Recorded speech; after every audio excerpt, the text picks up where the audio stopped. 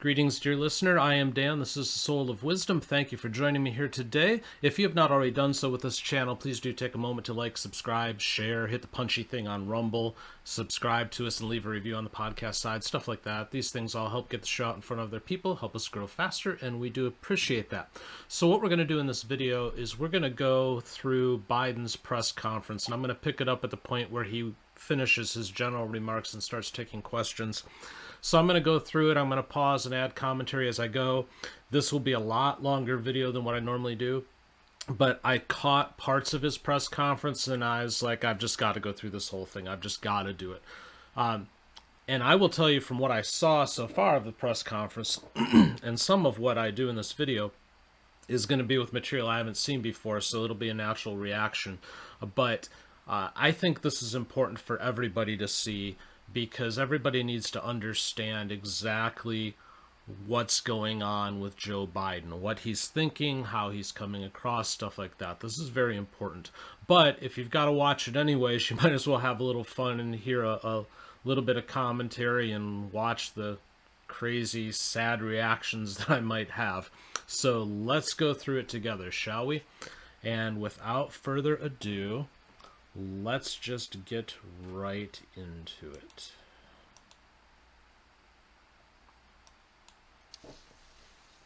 Yes. Thank you, Mr. President. I know some of my colleagues will get into some specific issues, but I wanted to zoom out on your first year in office. Inflation is up. Your signature domestic legislation is stalled in Congress. In a few hours from now, the Senate, an effort in the Senate to deal with voting rights and voting reform legislation is going to fail. COVID-19 is still taking the lives of 1,500 Americans every day, and the nation's divisions are just as raw as they were a year ago. Did you overpromise to the American public what you could achieve in your first year in office, and how do you plan to course correct going forward? Wow, just kind of taking it to him right away. You know, the one thing I've noticed of late is that the press is getting a little more aggressive with him, which is interesting to me because, you know, the press is generally fairly left-leaning, but they're getting more aggressive. And I just noticed this too. I'm getting this off the PBS feed, but Biden hosts rare news conference. That kind of says something about this president right here. The fact that his appearances in front of the press are rare. Anyways. Why are you such an optimist? Look, I didn't overpromise, but I have probably outperformed what anybody thought would happen. Oh my God, really? Outperformed what anybody thought would have happened. Well, if you mean that you have more COVID deaths than what Trump had, yeah, you probably outperformed. If you mean that inflation is through the roof, yes, you've probably outperformed.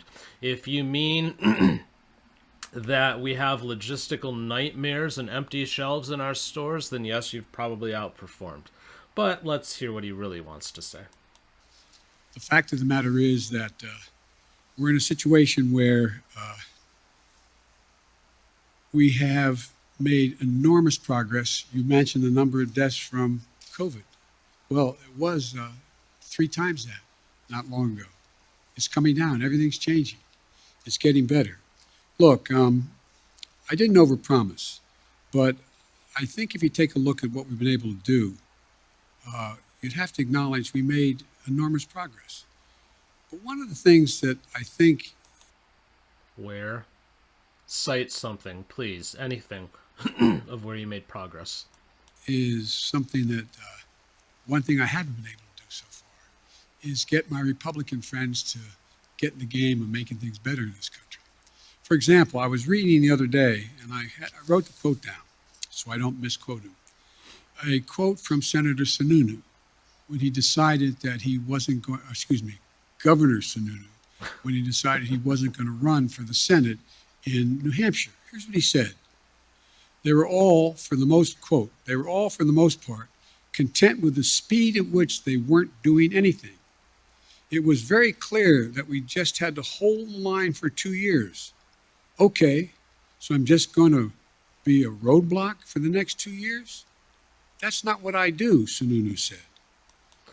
But that is what an opposing party is supposed to do. They are, by definition, opposition. They are supposed to stand in the way of things. They are not supposed to rubber stamp what the other party wants. And if the roles were reversed, it would be the same thing. So it's interesting to me that he's like, I can't get my Republican friends on board to make change, or whatever it was he said. But that's not, you know, just because you want to do something doesn't mean it gets done. There has to be some kind of common ground here. But I think in a lot of cases, he's so far left and the rest of the Democrats are so far left with their agenda. No, they're not going to drag the Republicans along. They can't drag their own party along all the way. He went on to say, it bothered me that they were okay with that. Then he goes on to say, I said, okay, so we're not going to get stuff done if we win the White House back. Why? Here's another question. Why is it that success for Washington is always defined by, quote, getting stuff done? Why isn't the status quo okay sometimes? Why does the pace of government have to be breakneck in its constant passage of laws? Which, by the way, every time a law is passed, your rights are limited. Think about that. Why didn't we do anything in 2017 and 2018? And then he said, how the Republicans who spoke to answer the challenge? He said, crickets, yeah, crickets.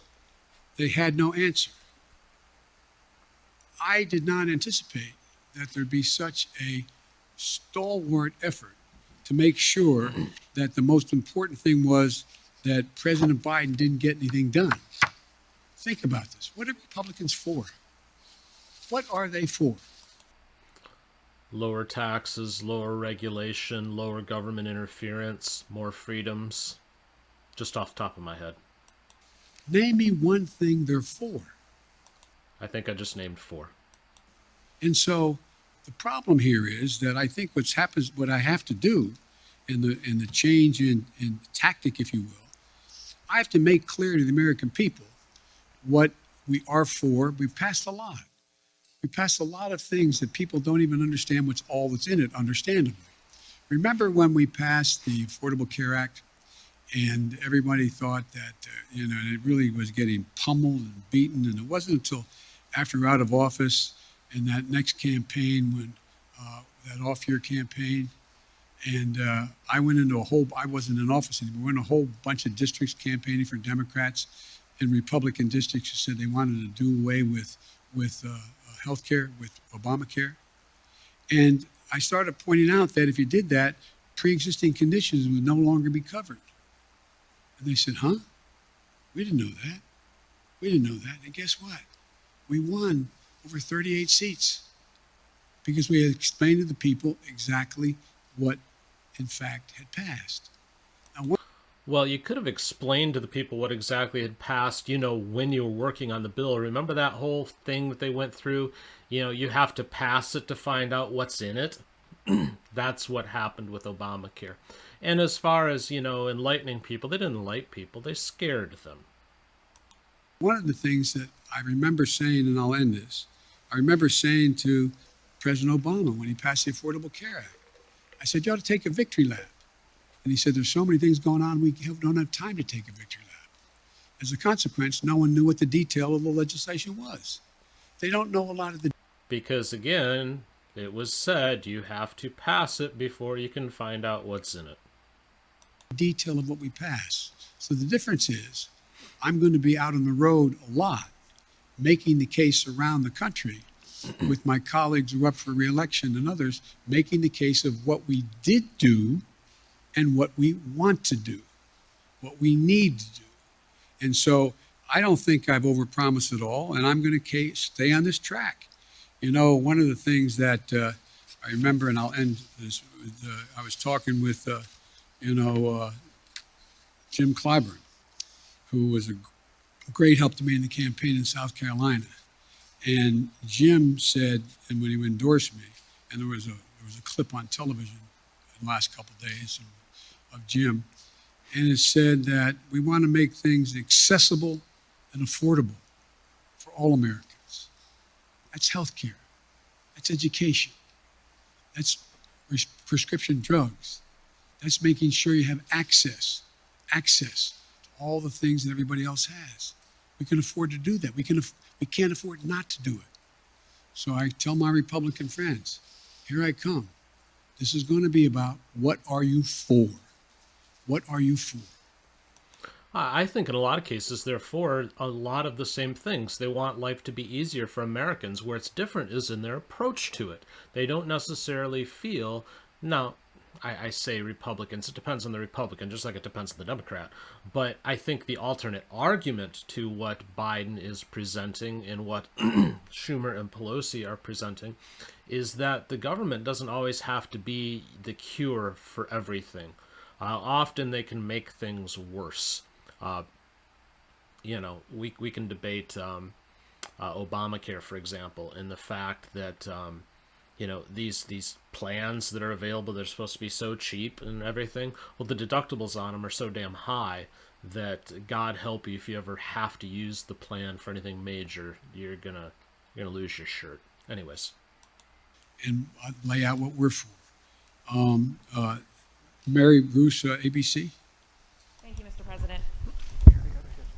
You mentioned your Republican colleagues, but right now your top two legislative priorities, your social spending package and voting rights legislation, are stalled, blocked by your own party after months of negotiation. You are only guaranteed control of Washington for one more year before the midterms. Do you need to be more realistic and scale down these priorities in order to get something passed? No, I don't think so. no, I don't have to be more realistic. Okay. When you say more realistic, I think it's extremely realistic to say to people, because let me back up. You all really know the politics in this country and your networks and others. You've spent a lot of time, which I'm glad you do, polling this data, determining what the American people's attitudes are, et cetera. American people overwhelmingly agree with me on prescription drugs. They overwhelmingly agree with me on the cost of education. They overwhelmingly agree with me on early education. They overwhelmingly go on the list on child care. I'm not certain that's true. And despite that, again, it doesn't mean they agree with the way that you want to get it done. Maybe what they want people to do is get out of the way so that they can better manage their lives. Just a thought. And so we just have to make the case of what we're for and what the other team's not for. Look, we knew all along that a lot of this was going to be an uphill fight. And one of the ways to do this is to make sure we make the contrast as clear as we can. And one of the things that I think is we're going to have to do is just make the case. I don't think there's anything unrealistic about what we're asking. I'm not asking for castles in the sky. I'm asking for practical things the American people have been asking for a long time. A long time. And I think we can get it done. You're not going to scale down any of these priorities, but so far that strategy isn't working. You haven't been able to get some of these big legislative ticket items done. I got two real big ones done, bigger than any president has ever gotten in the first year. But currently, Mr. President, your spending package, voting rights legislation, they're not going anywhere. I've spent more money than any president in their first year. That's how that translates. So That's true. Is there anything that you are confident you can get signed into law before the midterm elections? Yes, I'm confident we can get pieces, big chunks of the Build Back Better law signed into law. And I'm confident that we can take the case to the American people that the people they should be voting for who are going to oversee whether the elections in fact are legit or not should not be those who are being put up by the Republicans to determine that they're going to be able to change the outcome of the election. So whether or not... I'm tired of this stuff. Where exactly is it being shown where any Republican is doing something to suppress the vote, especially of a minority group? Show me a person, one person, who is doing that. You know, what's happening is they call these voting rights laws that are happening in the states. They say, oh, they're rolling this back, it's draconian and all that. No, they're taking out the exceptions that were made for the 2020 election when COVID was going on. They're going back to normal standards. They're requiring that people vote in ways that we traditionally have rather than all the crazy ways we did last time. There's nothing draconian about it. You know, we're rolling back to what happened in like 2018. Whatever. now we can actually get an election. And by the way, I haven't given up. We haven't finished the vote yet on what's going on voting rights and the John Lewis bill and others. But so, look, this is. I've been engaged a long time in public policy, and I don't know many things that have been done in one fell swoop. And so I think the most important thing to do. Then why did you try to do everything in one fell swoop? Why has Congress been trying to shove this massive bill full of all sorts of things in at one time? I don't know. And now he's saying he wants to break it up.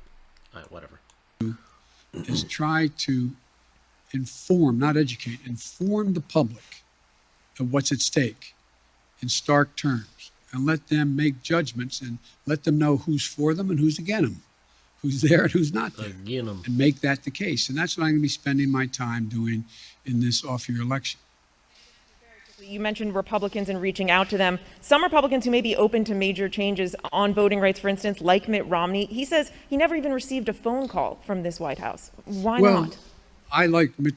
Look, Mitt Romney's a straight guy. But if you recall back from 2012, he wants to put black people back in chains. Quote from Joe Biden. One of the things that we're doing, I was trying to make sure we got everybody on the same page in my party on this score. And I didn't call many Republicans at all. The fact is that I do think that Mitt is a serious guy. I think we can get things done. I think I predict to you they'll get something done on the electoral reform side of this. But God, I hope not. Rather than judge what's going to get done and not get done, all I can say is I'm going to continue to make the case why it's so important to not turn the electoral process over to political persons who are set up deliberately to change the outcome of elections. There's no evidence that anything that's going on in any of the states is being deliberately set up to overturn elections. None. This narrative is just BS. Allison Harris, please. I love how he has a list. Thank you, Mr. President. Speaking of voting rights legislation, if this isn't passed, do you still believe the upcoming election will be fairly conducted and its results will be legitimate? Well, it all depends on... Oh, Christ. I can't wait to hear where he goes with this. He just said it all depends.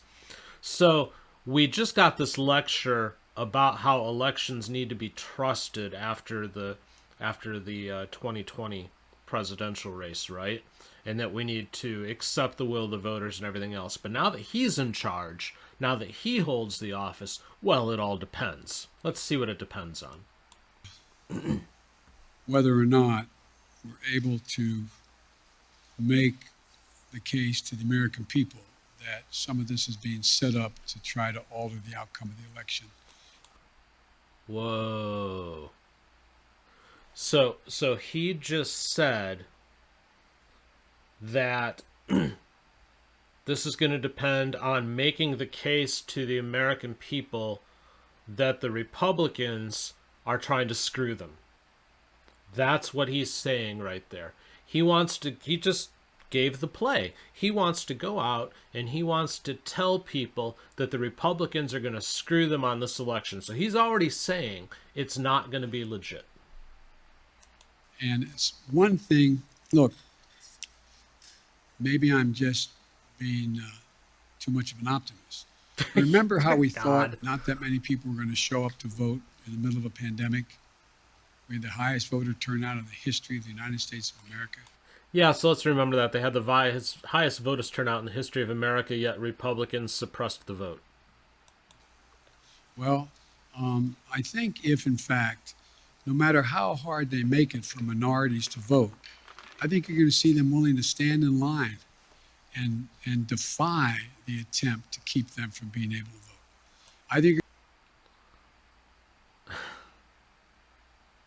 I don't know if I'm going to be able to do this whole press conference. I guess we'll see.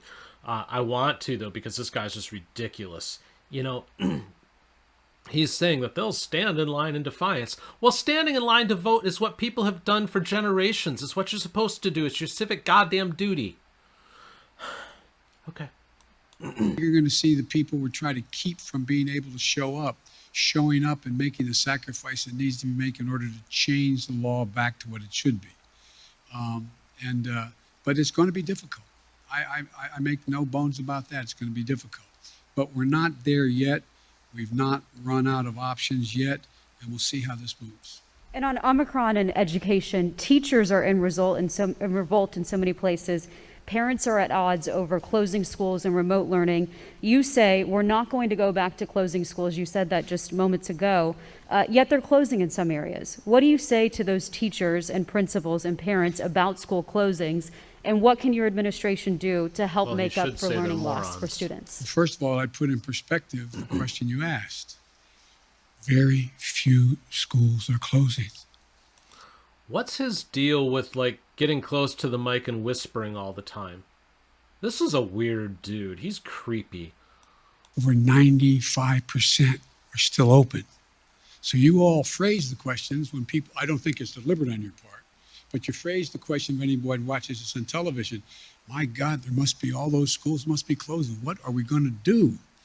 95% are still open, number one.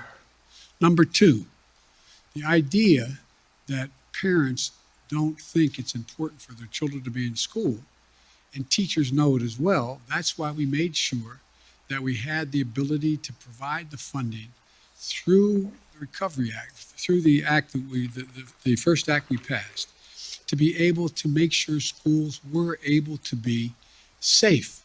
So we have new ventilation systems available for them. We have the way they they scrub down laboratories and I mean the laboratories kids go to the bathroom. Oh, you mean bathrooms? Cafeterias, buses, etc.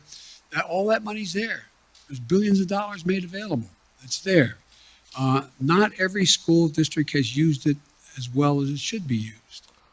Well, big friggin' surprise, because government never does anything properly. So, surprised that there's money that hasn't been used.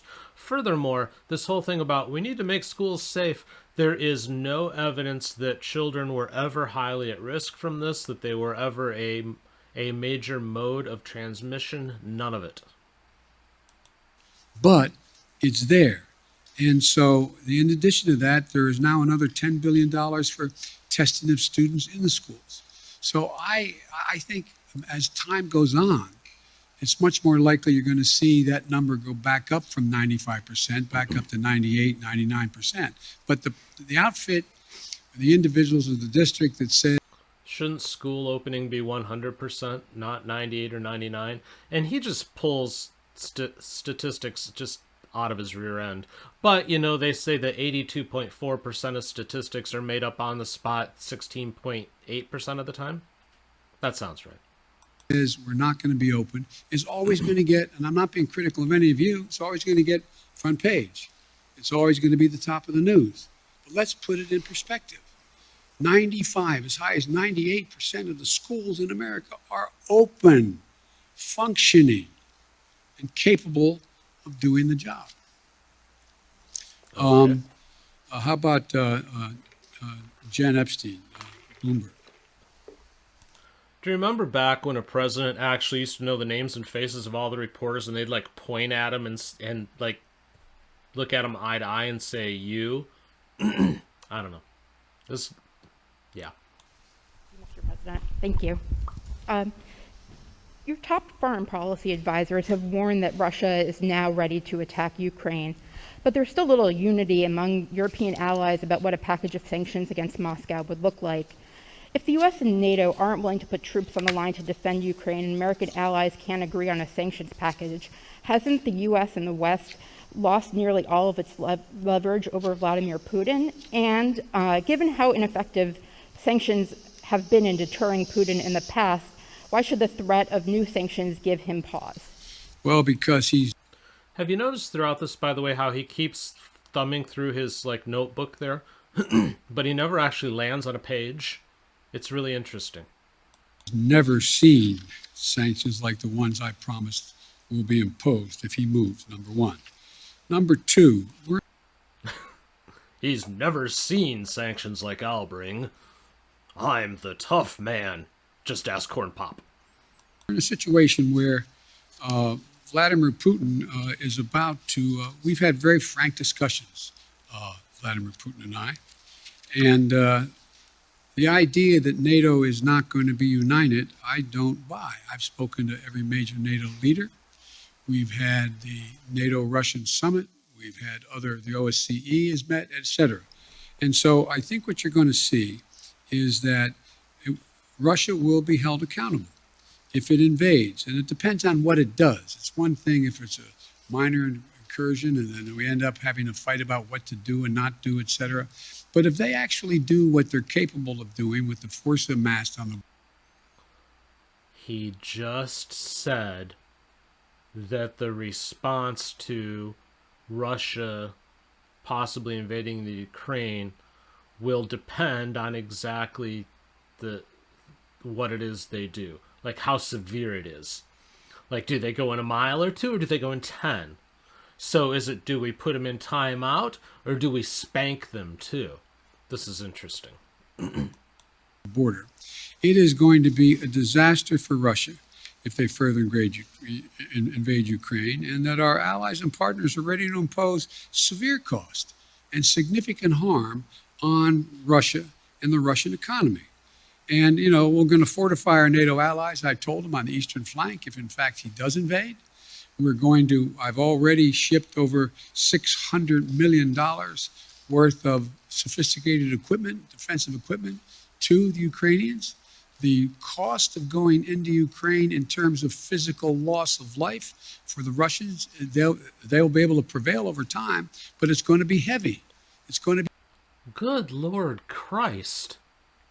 So his answer to the Ukraine is, well, I gave them a few $100 million worth of weaponry. They can defend themselves, but ultimately they're going to lose. So, yeah, I mean, the Russians may lose some lives in this, but and we'll give them sanctions. So we'll put them in an economic timeout. But yeah, ultimately the Ukraine's going to lose. Wow. We're treating this like they treated Hitler. Just let him have some land. He'll be all right. Oh, good Lord. To be real. It's going to be consequential. In addition to that, Putin has a stark choice. He either de-escalation or diplomacy, confrontation of the consequences. And look, I think you're going to see, for example, everybody talks about how Russia has control over the energy supply that Europe absorbs. They do. Well, guess what? That money that they earn from that makes about 45% of their economy. I don't see that as a one-way street. They go ahead and cut it off. It's like my mother used to say, you're biting your nose off to spite your face. It's not like they have all these wonderful choices. How do you bite your nose off? You can cut your nose off. Yeah, my teeth can't reach my nose. Out there. I spoke with the Prime Minister of Finland. And, we're talking about concern on the part of Finland and Sweden about what Russia is doing. The last thing that Russia needs is Finland deciding to change its status. They didn't say they're going to do that, but they're talking about what, in fact, is going on and how outrageous Russia is being. We're finding ourselves in a position where I believe you'll see that there'll be severe economic consequences. For example, anything that involves dollar denominations, if they invade, they're going to pay. Their banks will not be able to deal in dollars. So there's a lot's going to happen. Right. But here's the thing. My conversation with Putin, and we've been, how can we say it? We have no problem understanding one another. Good translators, He has no problem understanding me, nor me him. And the direct conversations were, I pointed out, I said, you've occupied before other countries, but the price has been extremely high. How long?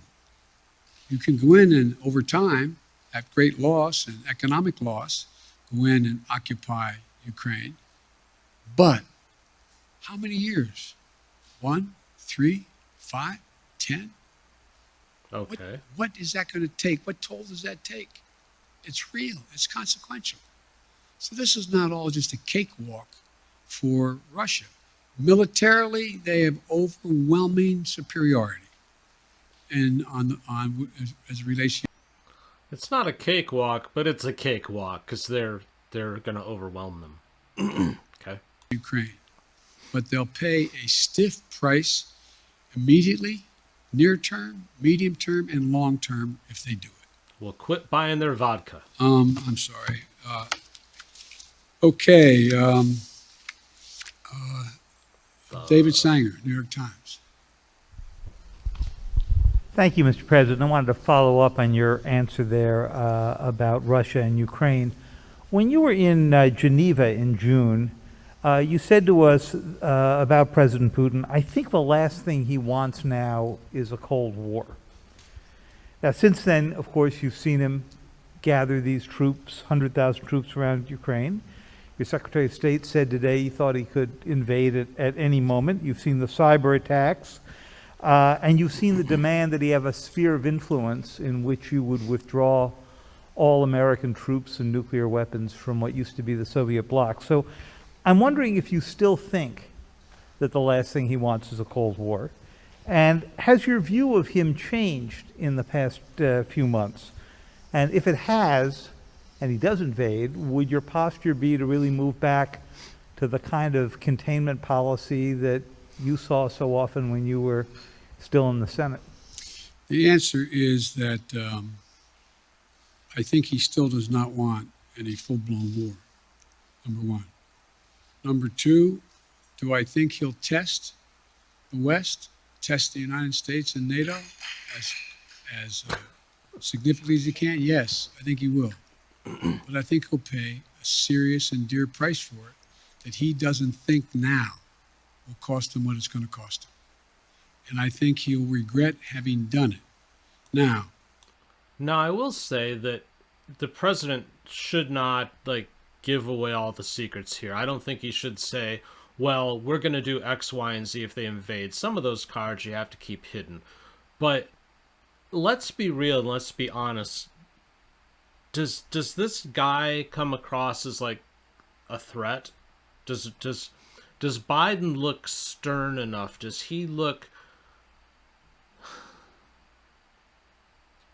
strong enough, with it enough, honestly, that any world leader would take any kind of threat from him seriously?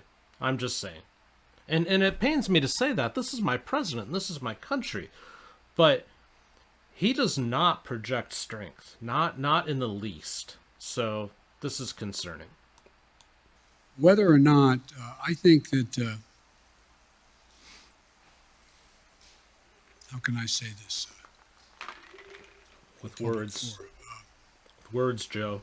I think that he is dealing with what I believe he thinks is the most tragic thing that's happened to Mother Russia, in that Berlin Wall came down, the empire has been lost, the near abroad is gone, etc. The Soviet 30 years Union ago. has been split. But think about what he has. He has 8 time zones, burning tundra that will not freeze again naturally, a situation where he has a lot of oil and gas, but he is trying to find his place in the world between China and the West.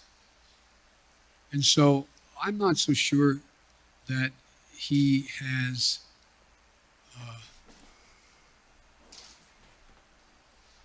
David, I'm not so sure he has is certain what he's going to do. My guess is he will move in.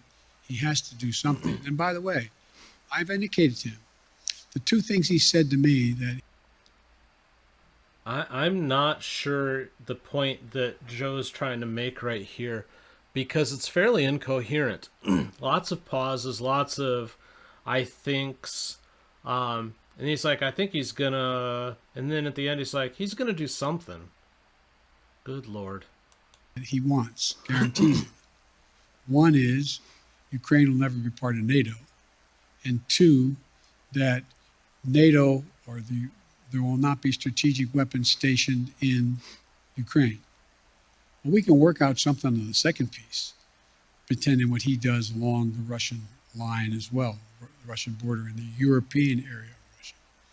On the first piece, we have a number of treaties internationally and in Europe that suggest that you get to choose who you want to be with. But the likelihood that Ukraine is going to join NATO in the near term is not very likely, based on much more work they have to do in terms of democracy and a few other things going on there, and whether or not the major allies in the West would vote to bring Ukraine in right now. So there's room to work if he wants to do that. But I think, as usual, he's going to. I probably shouldn't go any further, but I think it will hurt him badly. So, do you think right there that he made the conscious decision not to say what was on his mind, or he bailed out because he didn't have anything on his mind and he lost his point? I'm not sure. Like you were offering some way out here, some off-ramp, and it sounds like what it is at least an informal assurance that NATO is not going to take in Ukraine anytime in the next few decades, and it sounds like you're saying we would never put nuclear weapons there. He also wants us to move all of our nuclear weapons out of Europe and not have troops rotating through the old Soviet bloc. Do you think there's space for there as well? No, there's not space for that. We won't permanently station, but the idea we're going to actually increase troop presence in Poland and Romania, et cetera, if in fact he moves. Because we have a sacred obligation in Article 5 to defend those countries. They are part of NATO. We don't have that obligation relative to Ukraine, although we have great concern about what happens in Ukraine. I'm okay with him keeping troops over there. Maureen, USA Today. Thank you, Mr. President. I wanted to follow up on your comment on Build Back Better and also ask you a question about the pandemic. You said that you're confident you can pass big chunks of Build Back Better this year. Does that wording mean that you are thinking about, you're looking at breaking the package up into individual portions? Well, and yeah. then on the pandemic, now that the Supreme question. Court has blocked the vaccination or test rule for larger businesses, are you reconsidering whether to require vaccines for domestic flights as a way to boost vaccination rates? No, look, first of all, on the last part of the question, the Supreme Court decision, I think, was a mistake, but you still see thousands and thousands of people who work for major corporations having to be tested as a consequence of the decision made by the corporation, not by the standard ISET that is there. I think you'll see that increase, not decrease, number one. What was the first part of your question? On your comment that you made, that you're confident Yes. that major chunks of Build Back Yes. Better can pass, are you breaking it up? Does that Yes, mean? it's clear to me that that we're going to have to probably break it up.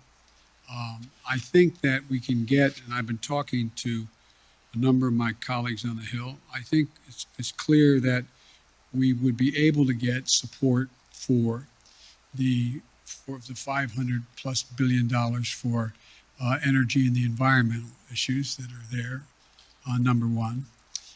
Number two, I know that the two people who've opposed, on the Democratic side at least, support a number of the things that are in there. For example, Joe Manchin strongly supports early education, 3 and 4 years of age. Strongly Program them young.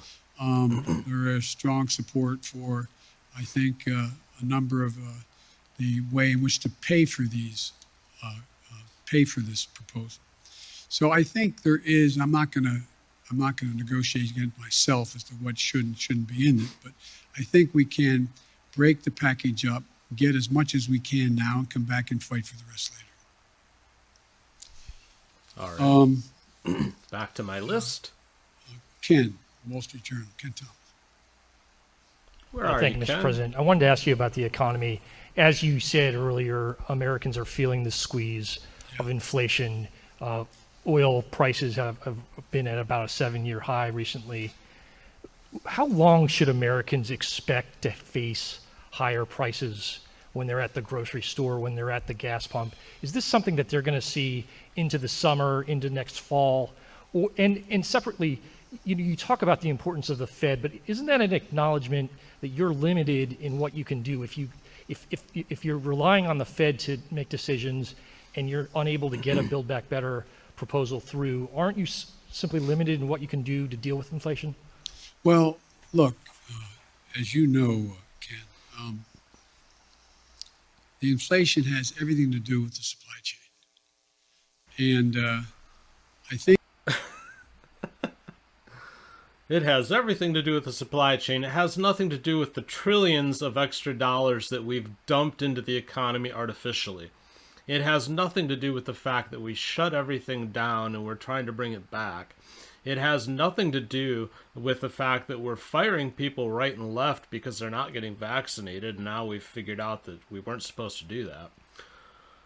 Okay. I think what you're seeing is that we've been able to make progress on speeding up the access to materials. For example, 1/3 of the increase in cost of living is the cost of automobiles.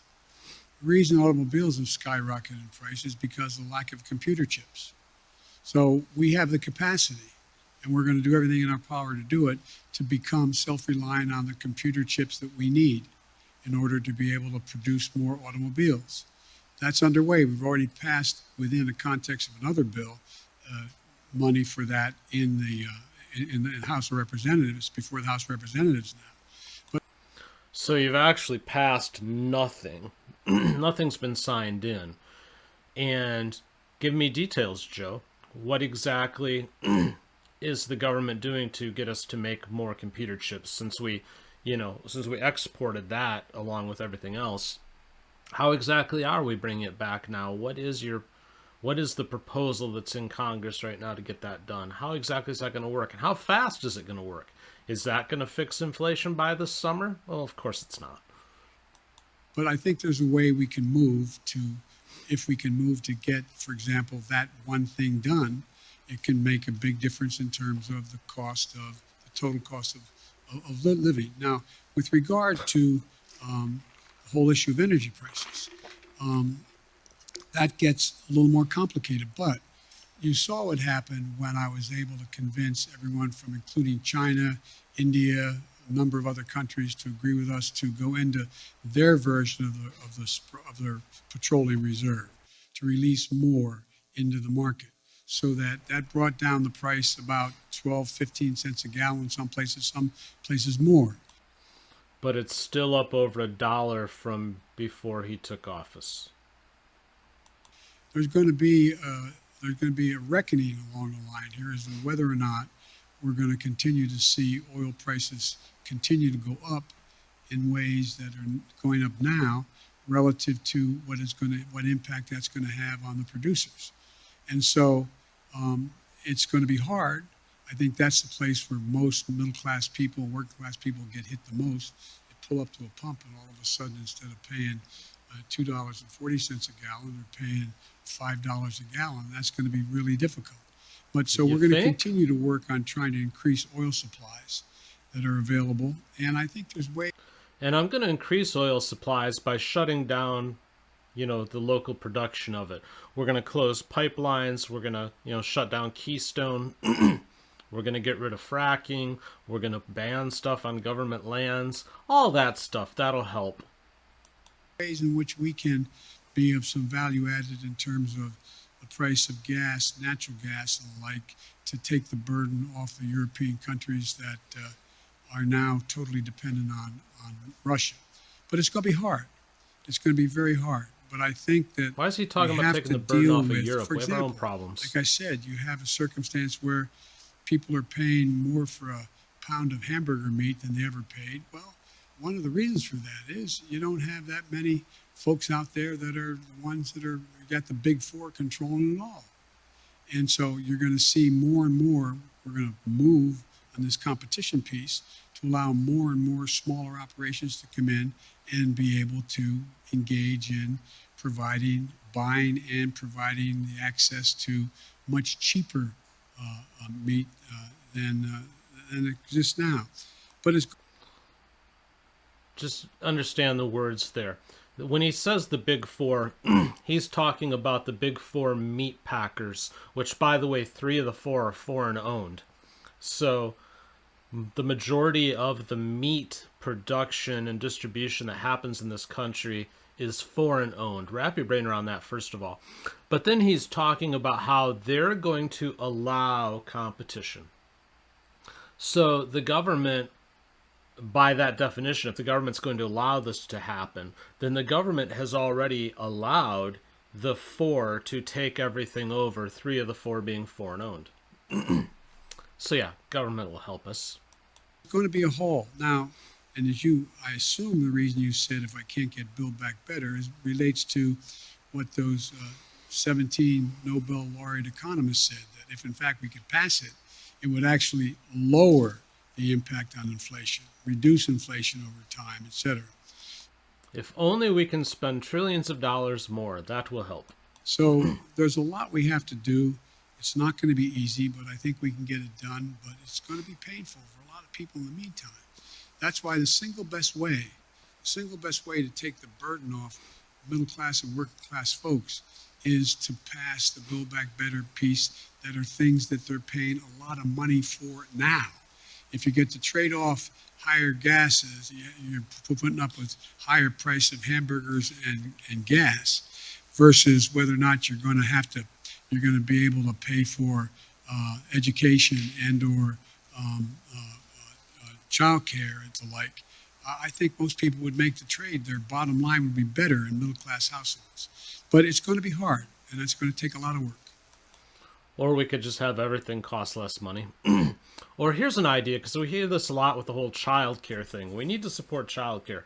How about, this is a bold idea, how about we give a credit to a parent who decides to stay home and raise their child rather than enter the workforce in a 2-parent household?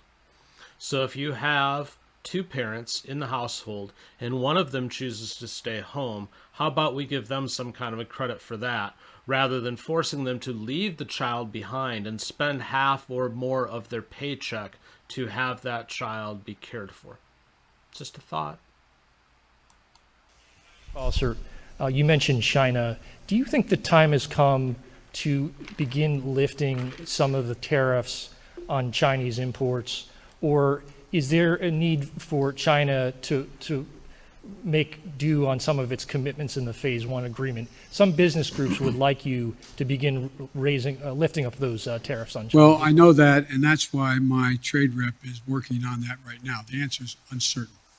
It's uncertain. I'd like to be able to be in a position where I could say they're meeting the commitments, or more of their commitments, and be able to lift some of it. But we're not there yet. All right. Nancy, CBS. Thank you so much, Mr. President. This afternoon, the Senate Minority Leader, Mitch McConnell, said that the midterm elections are going to be a report card on your progress on inflation, border security, and standing up to Russia. Do you think that that's a fair way to look at it? And if so, how do you think that report card looks right now? I think report cards can look pretty good if that's where we're at. But look, the idea that Mitch has been very clear. The report card will look good. Okay. Optimism, Joe, I'll give you that. He's going to do anything to prevent Biden from being a success. I get on with Mitch. I actually like Mitch McConnell. We like one another. But he has one straightforward objective. Make sure that there's nothing I do that makes me look good in his mind, with the public at large. No, I think it more has to do with the fact that he doesn't want you doing damage. Let's be real. This president is talking about spending more money than ever. He is talking about transforming the country in radical ways very, very quickly. So, yeah, it's no surprise that there's a faction of Congress, half of it, that doesn't want this stuff to happen. Shocker. And that's okay. I'm a big boy. I've been here before. But the fact is that I think that I'm happy to debate and have a referendum on how I handle the economy. whether or not I've made You'd lose progress it. look, again, how can I'm taking too long answering your questions. I apologize. Jesus Christ. I'm sorry. Is it taking too long? Matlock. I think that the fundamental question is, what's Mitch for? What's he for? Lower taxes, lower government, more self-governance. And I'm not a Mitch McConnell fan. Not in the slightest. But those are just a couple things off the top of my head. For on immigration. What's he for? Controlling the border, making sure that people come in legally, making sure that the people that come in are the best for our country. Just off the top of my head. What's he proposing? To make That we secure the border. things better. What's he for? Dealing with Russia. That we're strong. It's different than I'm proposing that many of his Republican friends or his colleagues are supporting. That you're weak. What's he for? On these Just things? said. What are they for? So everything's a choice. Yes. A choice. I think look. I've laid You're out. just upset because they a don't make the same proposal choice. on immigration that if we passed it, we'd be in a totally different place right now. But we're not there because we don't have a single Republican vote. My buddy John McCain's gone. So So you're saying if only you had McCain, you could be a success. Oh, okay. I mean, it's just it's going to take time.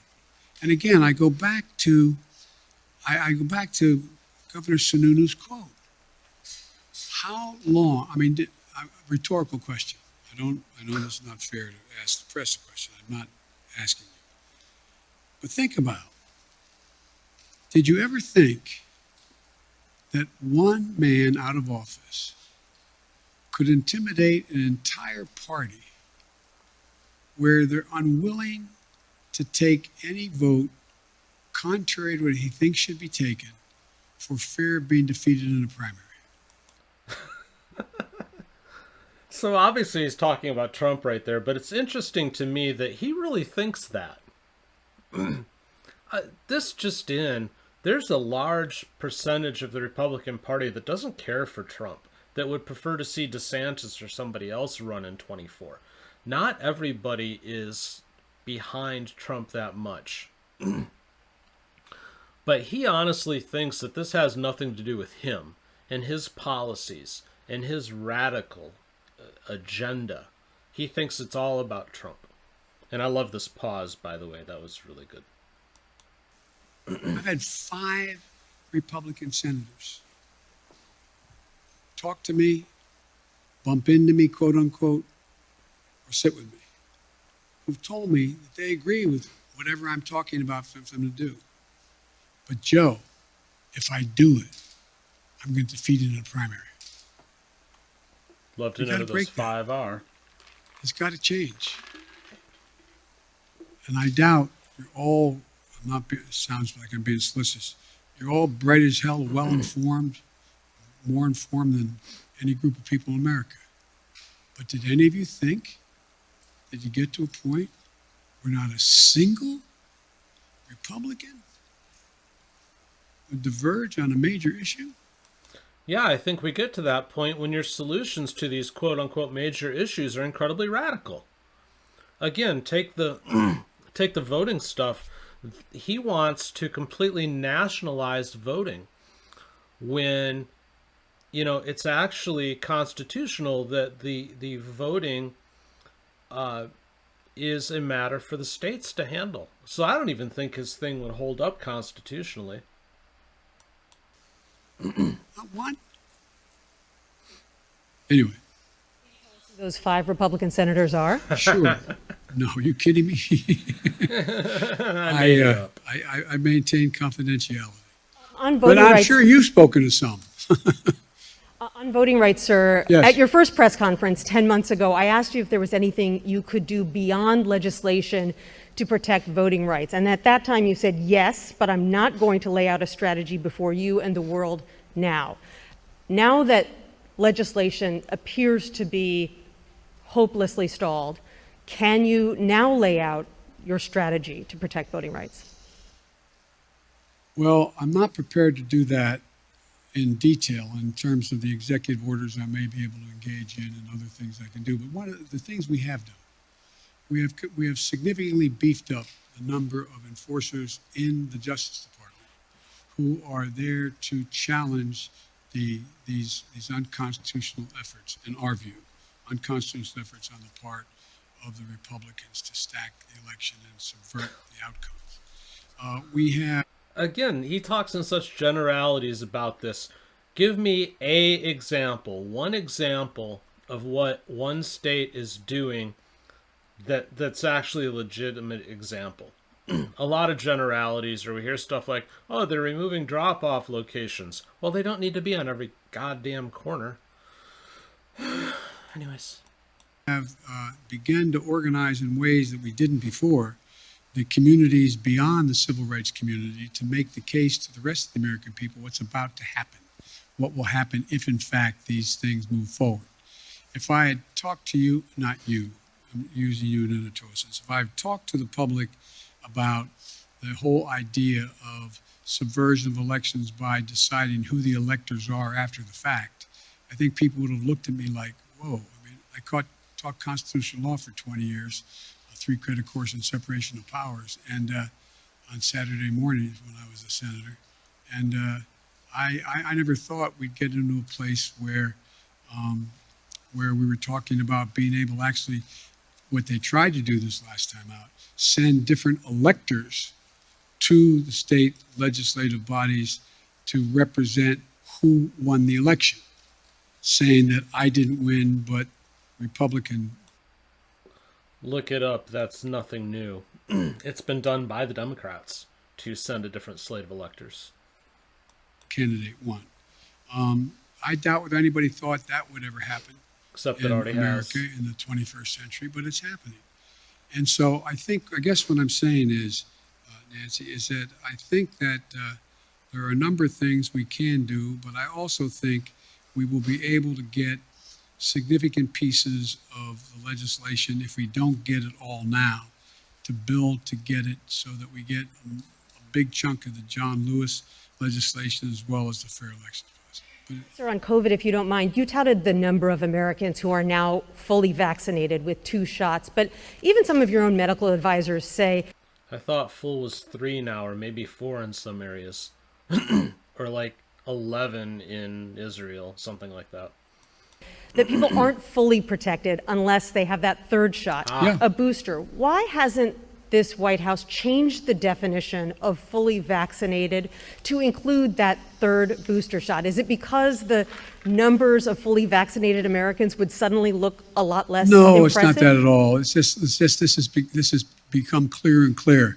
And every time I speak of it, I say, if you've been vaccinated, get your booster shot. Everybody get the booster shot. It's the optimum protection you can have. You're protected very well with 2 shots. If it's the Pfizer, anyway, you're protected. But you are better protected with the booster shot. Oh, God. So if you get the 2, you're protected. Now, we're not saying that you're not gonna still get COVID, or that you might be hospitalized, or that you might have a rough time with it, or whatever. So go get a 3rd, because then you'll be even more protected, but you still might get it. Oh, God. The definition right now. I'm following what the answer is yes, get the booster shot. It's all part of the same thing. You're better protected. Okay, Alex Alper, Reuters. Thank you, Mr. President. I wanted to follow up briefly on a question asked by Bloomberg. You said that Russia would be held accountable if it invades, and it depends on what it does. It's one thing if it's a minor incursion, and we end up having to fight about what to do and what not to do. Are you saying that a minor incursion by Russia into Ukrainian territory would not lead to the sanctions that you have threatened? Or are you effectively giving Putin permission to make a small incursion into the country? Kind of what he applied. Good question. That's how it did sound like, didn't it? Yeah. The most important thing to do, Let's get big your COVID nations shot. can't bluff, number one. Number two, the idea that we would do anything to split NATO, which would have a profound impact on I think, profound impact on one of Putin's objectives is to weaken NATO, would be a big mistake. So the question is, if it's something significantly short of a significant invasion, or not even significant, just major military forces coming across. For example, it's one thing to determine that if they continue to use cyber efforts, well, we can respond the same way with cyber. They have FSB people in Ukraine now trying to undermine the solidarity within Ukraine about Russia and to try to promote Russian interest. But it's very important that we keep everyone in NATO on the same page. And that's what I'm spending a lot of time doing. And there are differences. There are differences in NATO as to what countries are I don't willing think to he's do, answered her question. depending on what happens, the degree to which they're able to go. And I want to be clear with you. You're not. The serious imposition of sanctions relative to dollar transactions and other things are things that are going to have a negative impact on the United States, as well as a negative impact on the economies.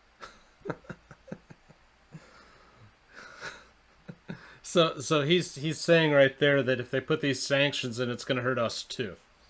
Okay, that's lovely. Of Europe as well, a devastating impact on Russia. And so I got to make sure everybody's on the same page as we move along. I think we will if there's something where there's Russian forces crossing the border, killing Ukrainian fighters, etc. I think that changes everything. But it depends on what he does, as to actually what extent we're going to be able to get total unity on the NATO front. If I may ask a quick one. Translated, I don't know. He could have done that 3-minute answer in 3 words. I don't know, and it would have said the same thing. On Iran, I just wanted to get your sense of whether the Vienna talks are making any progress, if you still think it's possible to reach a deal for both sides to resume compliance with the Iran nuclear deal, or if it's time to give up on that. Thank you. I'll do it in reverse. It's not time to give up. There is some progress being made. The P5+1 is on the same page, but it remains to be seen. Okay, Kristen, NBC. Very quickly on Russia, I do have a number of domestic policy issues, but on Russia very quickly, it seemed like you said that you have assessed, you feel as though he will move in. Has this administration, have you determined whether President Putin plans to invade or move into Ukraine, as you said? Look, the only thing I'm confident of is that decision is totally, solely, completely a Putin decision. Nobody else is going to make that decision. No one else is going to impact that decision. He's making that decision. Well, thank you, Captain Obvious, that that Putin is the one who's going to have to decide whether or not Putin invades Ukraine. Thank God he cleared that up, because I thought for sure that, maybe the leader in Sri Lanka might have a little bit of an impact on this. And I suspect it matters which side of the bed he gets up on in the morning as to exactly what he's going to do. And I think it is not irrational, if he wanted to talk about dealing with strategic doctrine and dealing with force structures in Europe and in the European parts of Russia. But I don't know whether he's decided he wants to do that or not. So far, in the 3 meetings we've had, OSCE, and anyway, have not produced anything, because the impression I get from my Secretary of State, my National Security Advisor, and my other senior officials that are doing these meetings, is that there's a question of whether the people they're talking to know what he is going to do. So the answer is, but based what a on diplomatic failure. a number of criteria as to what he could do. For example, for him to move in and occupy the whole country, particularly from the north, from Belarus, he's going to have to wait a little bit till the ground's frozen so he can cross. To move in a direction where he wants to talk about what's going, we're continuing to provide for defense capacities to the Ukrainians. We're talking about what's going on in both the Baltic and the Black Sea, et cetera. There's a whole range of things that I'm sure he's trying to calculate how quickly he can do what he wants to do and what does he want to do. But he's an informed individual. And I believe he's calculating what the immediate, short term, and the near term and the long term consequences of Russia will be. And I don't think he's made up his mind yet. My opinion, I think Putin is waiting to time this with Xi so that they can simultaneously go into the Ukraine and Taiwan, and there's no way we can deal with both. That's what I think. I want to ask you about your domestic agenda. You've gotten a lot of questions about voting rights, Mr. President, but I want to ask you about black voters, one of your most loyal constituencies. Yep. I was in Congressman Clyburn's district yesterday in South Carolina. You opened this news conference talking about him. I spoke to a number of black voters who fought to get you elected, and now they feel as though you are not fighting hard enough for them and their priorities. And they told me they see this push on voting rights more as a last-minute PR push than it is a legitimate effort to get legislation passed. So what do you say to these black voters who say that you do not have their backs, as you promised on the campaign trail? I've had their back. I've had their back my entire career. I've never not had their back. I've sniffed their I hair. started on the voting rights issues long I've ago. rubbed That's their what got me involved in shoulders. politics in the first place. And I think part of the problem is, look, there's significant disagreement in every community on whether or not the timing of assertions made by people has been in the most timely way. So I'm sure that there are those who are saying that why didn't Biden push John Lewis bill as hard as he pushed it the last month? Why did he push it 6 months ago as hard as he did now? The fact is that there's a timing that is not of one's own choice. It's somewhat dictated by events that are happening in country and around the world as to what the focus is. I would agree with that. Part of the problem is, as well, I have not been out in the community nearly enough. I've been here an awful lot. Napping. I find myself in a situation where I don't get a chance to look people in the eye It's because they of hide both you. COVID and things that are happening in Washington, to be able to go out and do the things that I've always been able to do pretty well. Connect with people. Let them take a measure of my sincerity. Let them take a measure of who I am. For example, I mean, as I pointed out in South Carolina, last time when I was chairman of the Judiciary Committee, I got the Voting Rights Act extended for 25 years, and I got Strom Thurmond to vote for it. That's what I've been doing my whole career.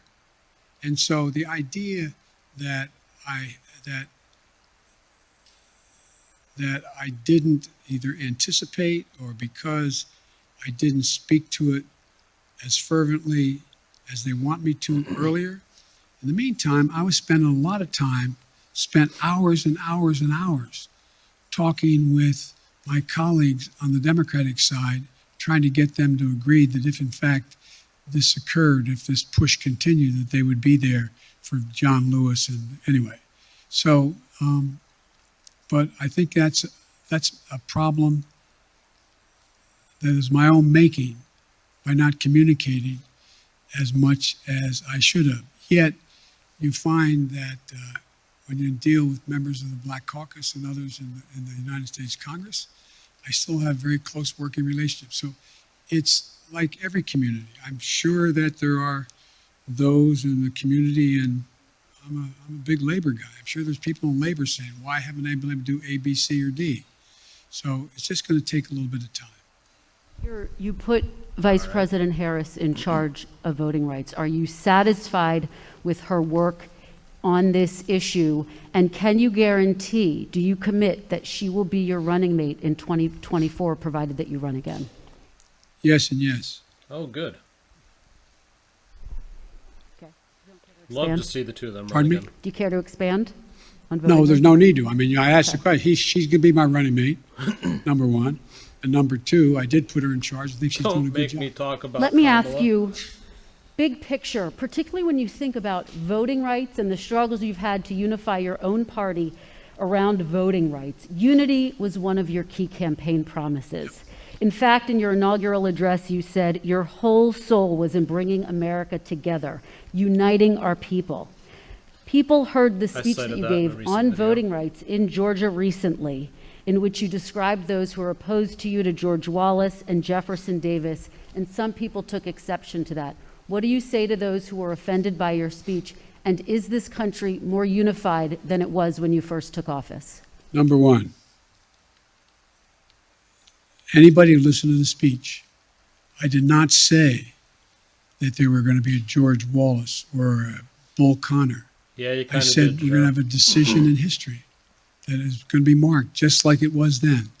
You either voted on the side, that didn't make you George Wallace or didn't make you Bull Connor. But if you did not vote for the Voting Rights Act back then, you were voting with those who agreed with Connor, those who agreed with and I think Mitch did a real good job of making it sound like I was attacking them. If you notice, I haven't attacked anybody publicly. Any senator, any. Oh my God. He just said I haven't attacked anybody publicly. All right. Behind the scenes, I've been a real butthead, and I've gone after everyone. Oh, good Lord. Any congressman publicly. And my disagreements with them have been made to them, communicated to them privately or in person with them. My desire still is, look,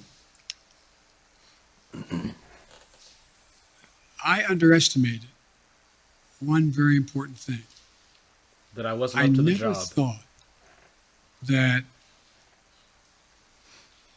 the Republicans, like for example, I said, they got very upset. I said, there are 16 members of the present United States Senate who voted to extend the Voting Rights Act.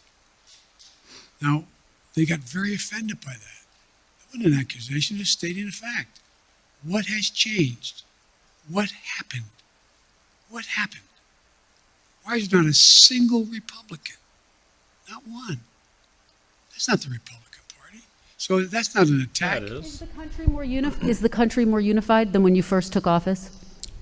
The answer is, based on some of the stuff we've got done, I'd say yes, but it's not nearly unified as it should be.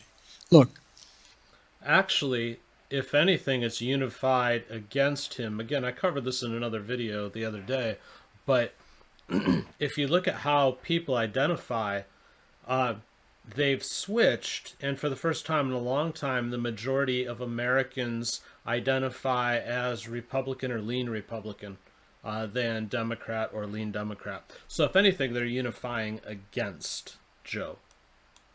I still contend, and I know you'll have a right to judge me by this, I still contend that unless you can reach consensus in a democracy, you cannot sustain the democracy. And so this is a real test, whether or not my counterpart in China is right or not when he says autocracies are the only thing that are going to prevail because democracies take too long to make decisions and countries are too divided. That's really interesting right there.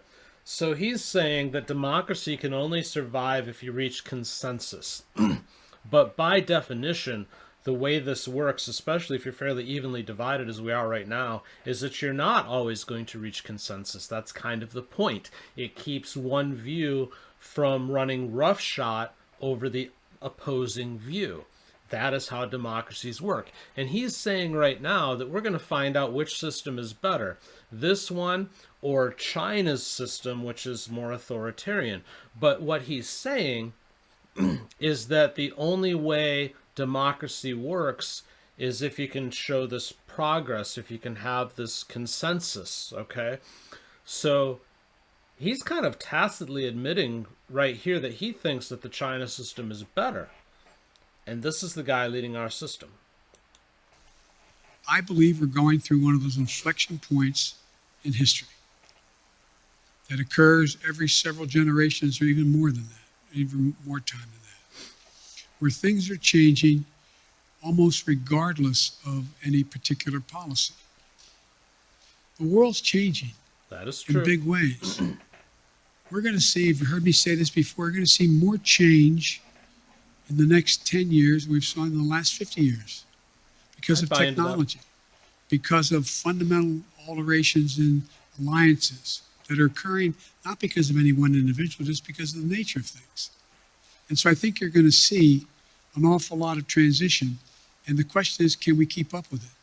Can we maintain the democratic institutions that we have, not just here, but around the world, to be able to generate democratic consensus on how to proceed?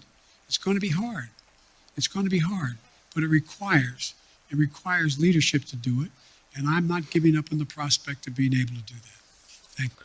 So I guess you have to ask the question now, what's more important to you? That you be number one in the world, or that democracy, as he puts it, is maintained? And oh, by the way, we're not a democracy, we're a representative republic. Everybody gets that wrong. This is not a democracy. It never has been from day one. That is not what America is. It is a representative republic. Take some time after you've watched this video and go look up the differences if you don't know what they are. It's important.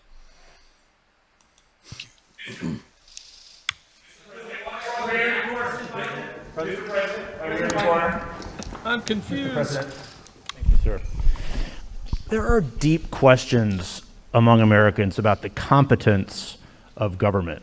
From the messy rollout of 5G this week to the Afghanistan withdrawal to testing on COVID, what have you done to restore Americans' faith in the competence of government? And are you satisfied by the view of the competence of your government? Look, let's take Afghanistan. I know you all would like to focus on that, which is legitimate. We were spending $1 trillion a week. I mean, $1 billion a week in Afghanistan for 20 years. Probably $1 trillion. Raise your hand if you think anyone was going to be able to unify Afghanistan under one single government. Nobody thought that. It's been the graveyard of empires for a solid reason. It is not susceptible to unity, number one. So we'll give it to the question Taliban. was, do I continue to spend that much money per week in the state of Afghanistan, knowing that the idea that being able to succeed, other than sending more body bags back home, is highly, highly unusual. My dad used to have an expression. He'd say, son, if everything's equally important to you, nothing's important to you. There is no way to get out of Afghanistan after 20 years easily. No, but it could have been done better. No matter when you did it. And I make no apologies for what I did. I have a great concern for the women and men who were blown up on the line at the airport. He has a concern for the dead? That's interesting phrasing. Sorrow, regret, appreciation for their sacrifice. Concern, I don't think, is the word he's looking for there. By a terrorist attack against them. But the military will acknowledge, and I think you will, who know a lot about foreign policy, that had we stayed and I had not pulled those troops out, we would be asked to put somewhere between 20 and 50,000 more troops back in. Because the only reason more Americans weren't being killed than others is because the last president signed an agreement to get out by May the 1st. And so everything was copacetic. Had we not gotten out, and the acknowledgement is we'd be putting a lot more forces in. Now, do I feel badly what's happening as a consequence of the incompetence of the Taliban? Yes, I do. But I feel badly also about the fistulas that are taking place in Eastern Congo. I feel badly about a whole range of things around the world that we can't solve every problem. Well, the difference between here and the Congo is that we didn't leave, billions of dollars of equipment behind. We didn't leave our own people behind. We didn't leave in this haphazard, crazy manner that got people killed. That's the difference between Afghanistan and the Congo. And so I don't view that as a competence issue. The issue of whether or not there's competence in terms of whether or not we're dealing with 5G or not, we don't deal with 5G. The fact is that you had two private enterprises, that had one promoting 5G and the other one are airlines. They're private enterprises. They have government regulation, admittedly. And so what I've done is pushed as hard as I can to have 5G folks hold up and abide by what was being requested by the airlines until they could more modernize over the years, so that 5G would not interfere with the potential of the landing. So any 5G tower within a certain number of miles from the airport should not be operative. And so I understand. Yeah, there's a whole nother anything video that happens that's point. consequential 5G is a mess. is viewed as the government's responsibility. I get that. Am I satisfied with the way in which we have dealt with COVID and all the things Let me look up the answer. that go along with it? Yeah, I am satisfied. Oh, I there think it we've is. done remarkably well. The idea that on testing we should have done it quicker, but we've done remarkable since then. What we have more testing going on than anywhere in the world. What's the point of testing, by the way? I am 99.9% certain that a week or two ago I got Omicron. I felt it. I didn't need a test to tell me. I got over it in about 48 hours. I don't think testing really does anything at this point other than panic people and allow them to show a big number to scare people. And we're going to continue to increase that. Did we have it at the moment exactly when we should have moved, and could we have moved a month earlier? Yeah, we could have. But with everything else that's going on, I don't view that as somehow a mark of incompetence. Look, think of what we did on COVID. When we were pushing on AstraZeneca to provide more vaccines. Well, guess what? They didn't have the machinery to be able to do it. So I physically went to Michigan, stood there in a factory with the head of AstraZeneca, and said, "We'll provide the machinery for you. This is what we'll do. We'll help you do it so that you can produce this vaccine more rapidly." I think that's pretty hands-on stuff.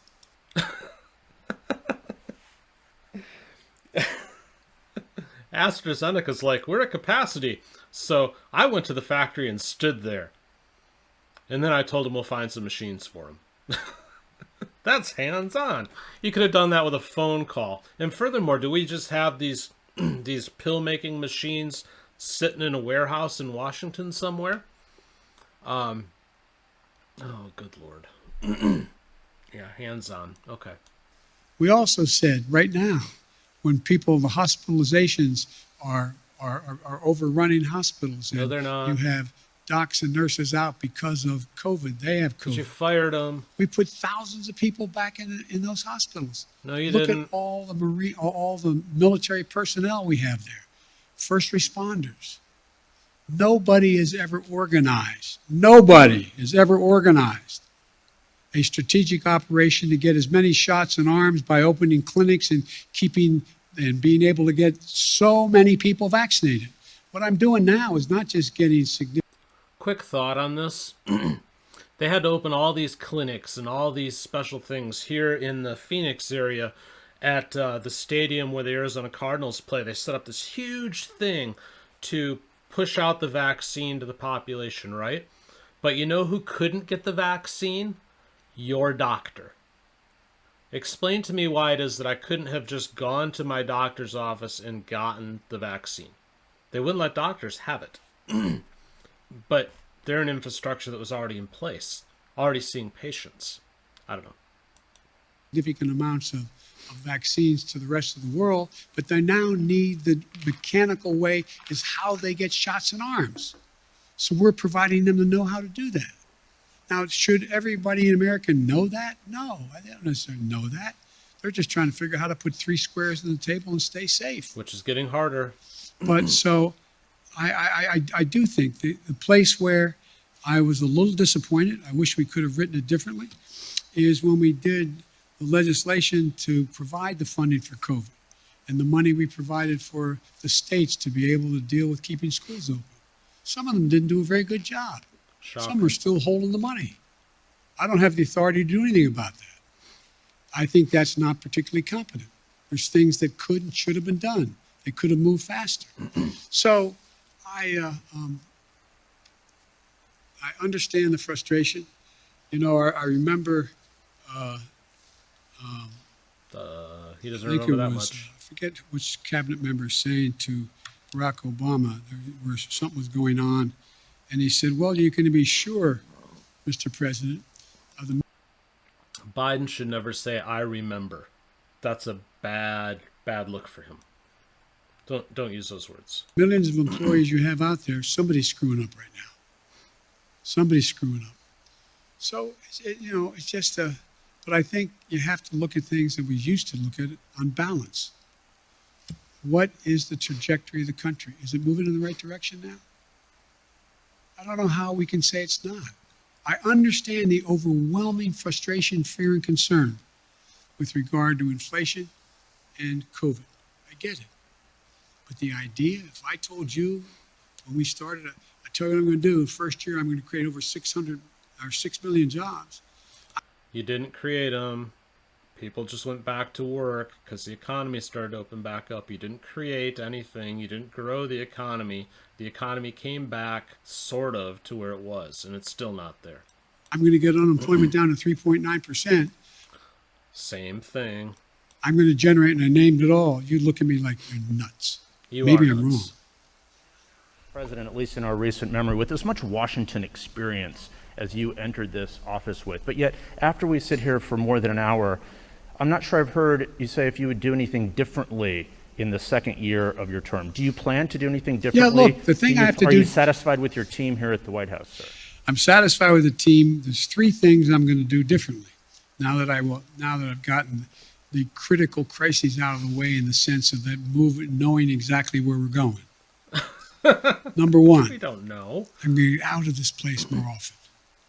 I'm going to go out and talk to the public. I'm going to do public fora. That'll be I'm fun. going to interface with them. I'm going to make the cases what we've already done, why it's important, and what will happen if they support what else I want to do. Number 2, I'm bringing in more and more now that I have time. I mean, literally, like you, I'm not complaining. It's, 12, 14 hours a day. No complaints. I really mean that sincerely. But now that certain of the big chunks have been put in place and we know the direction, I'm also going to be out there seeking more advice of experts outside, from academia to editorial writers to think tanks. He's going to be seeking the advice of editorial writers. He just said that. So he's going to go to places like the New York Times, the Washington Post, places like that, the LA Times. Seek out their opinion writers and say, I need your expertise. Okay. And I'm bringing them in, just like I did early on, bringing in presidential historians to get their perspective on what we should be doing, seeking more input, more information, more constructive criticism about what I should and shouldn't be doing. And the third thing that I'm going to be doing a lot more of is being in a situation where I'm able to I'm going to be deeply involved in these off-year elections. We're going to be raising a lot of money. We're going to be out there making sure that we're helping all of those candidates, and scores of them have already asked me to come in and campaign with them, to go out and make the case in plain, simple language as to what it is we've done, what we want to do, and why we think it's important. How many more hours am I doing this? I'm happy to stick around. It's almost time for Matlock and my pills and my pudding.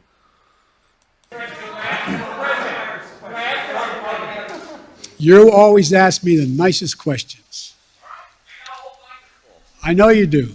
All right. None of them make a lot of sense to me, but well, let's try fire away. Come on. A new year. Why are you trying so hard in your first year to pull the country so far to the left? Valid question.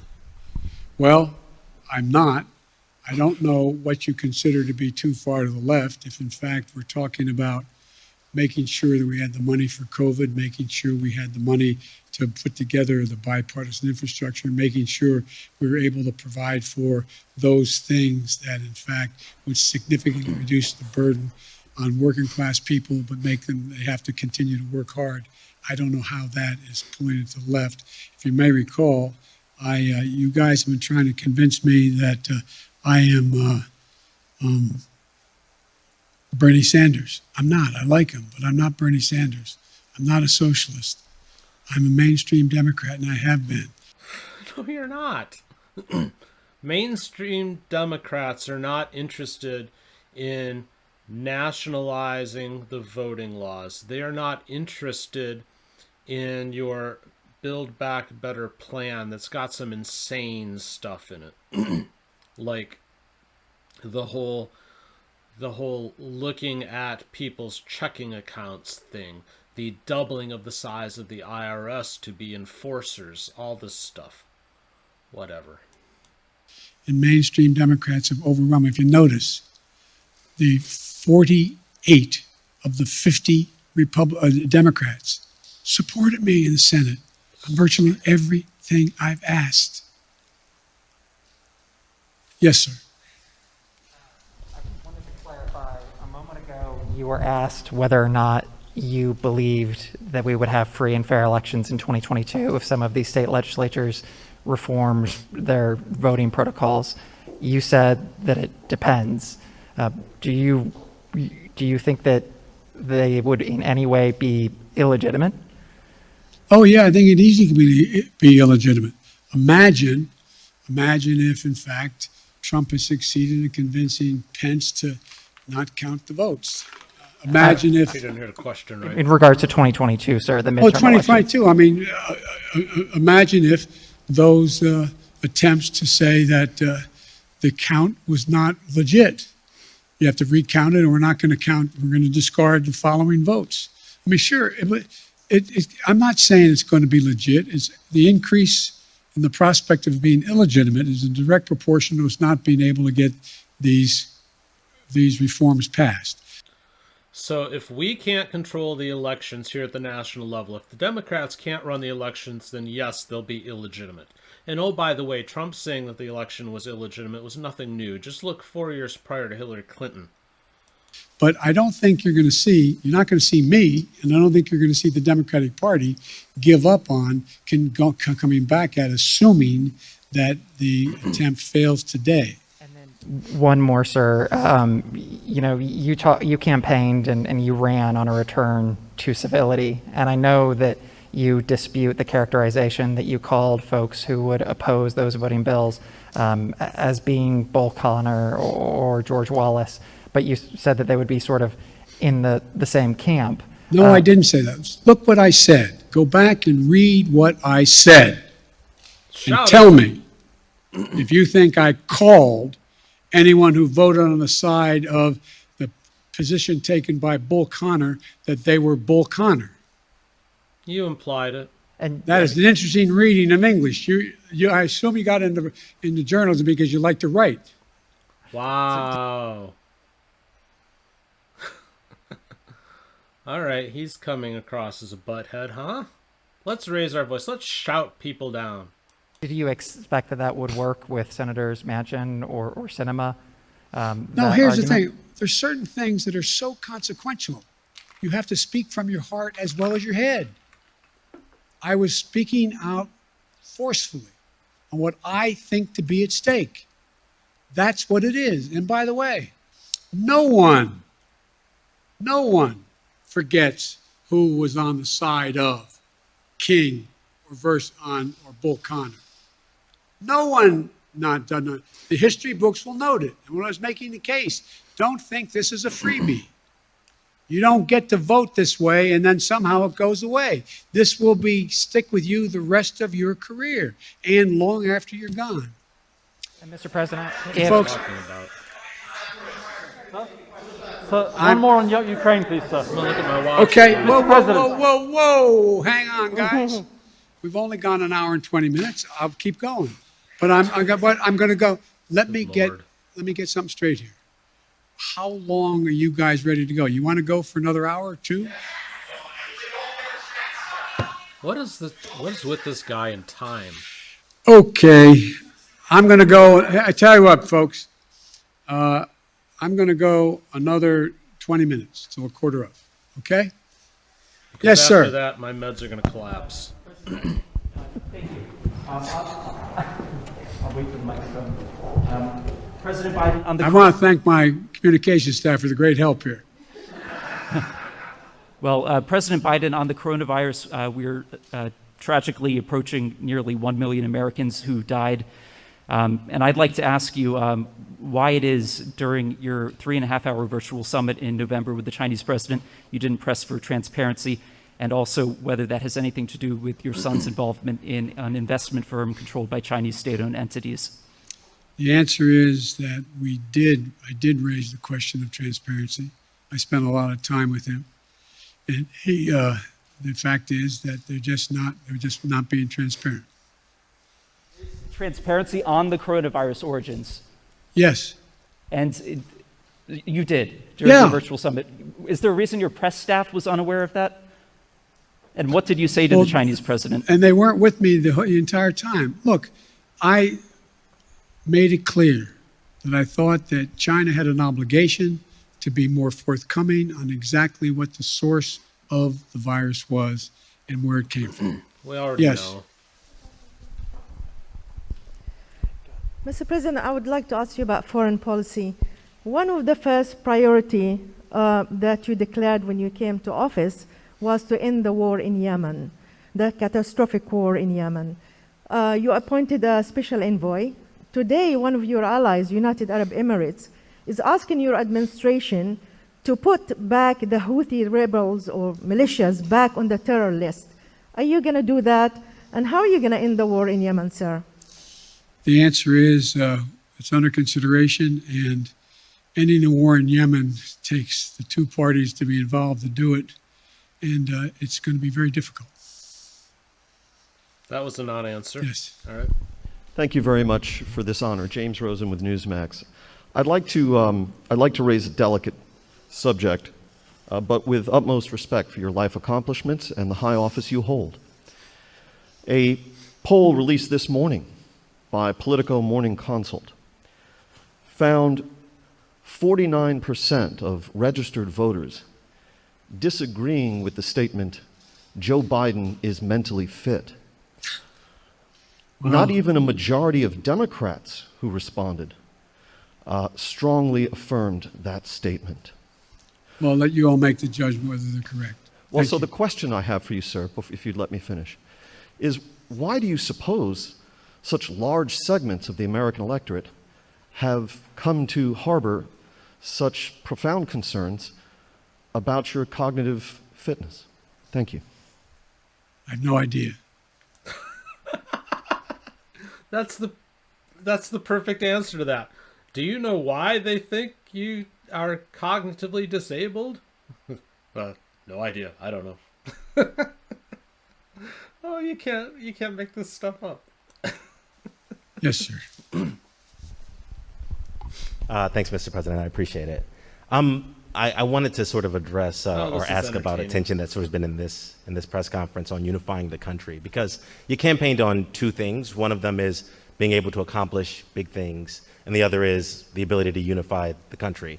And even today, you've talked about sort of a different posture with Republicans. And I wonder if you still think it's possible to do both of those things. We have to. We have to. I mean, as long as I hold public office, I'm going to continue to attempt to do both things. One more follow-up. Around this time last year when you were campaigning in Georgia, I think one of the things you told people was the power is literally in your hands. You know, if voters give Democrats the House and the Senate and the presidency, that all these big things can get accomplished. And, you know, we've seen stalemate, we've seen things being stymied. Why should folks believe you this time around? Can you think of any other president that's done as much in 1 year? Name one for me. Oh, I don't know. Kennedy, Reagan, either of the Bushes, Clinton, quite honestly, Obama, quite honestly. And I'm not even saying that what these other people accomplished were like necessarily good things. But you know, you can look at any president throughout history and argue that they had accomplishments in the first year that were significant or that took a lot of work or whatever the case may be. Assuming they survived the first year, there was a couple that didn't. But, yeah. Okay. I'm asking you. I'm serious. You guys talk about how nothing's happened.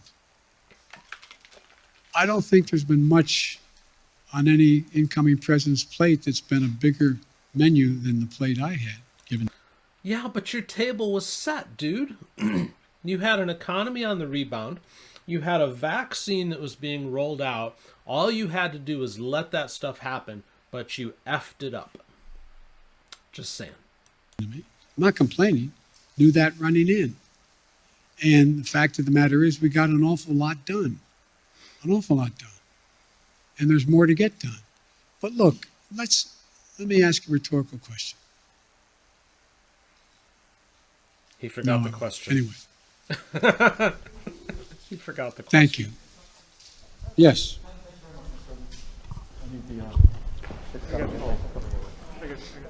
Be careful. Don't get hurt, man. No, I'm going to take care. Mr. President, thank you. Sebastian Smith from AFP. Another question on Ukraine. Ukraine borders 4 NATO member countries. How concerned are you concerned that a real conflagration in Ukraine, if the Russians really go in there, that it could suck in NATO countries that are on the border and you end up with an actual NATO-Russia confrontation of some kind? And secondly, are you entertaining the thought of a summit with Vladimir Putin as a way to perhaps try and put this whole thing to bed, address their concerns, and negotiate a way out of this? The last question, yes. When we talked about whether or not we'd pick the 3 meetings we talked about, and we talked about we would go from there if there was reason to go to a summit. We talked about a summit as being before the Ukraine item came up in terms of strategic doctrine and what the strategic relationship would be. So I still think that is a possibility, number one. Number two, I am very concerned. I'm very concerned that this could end up being, look, the only war that's worse than one that's intended is one that's unintended.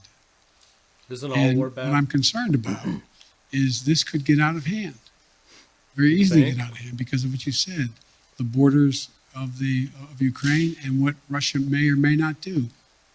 I am hoping that Vladimir Putin understands that he is short of a full-blown nuclear war. He's not in a very good position to dominate the world.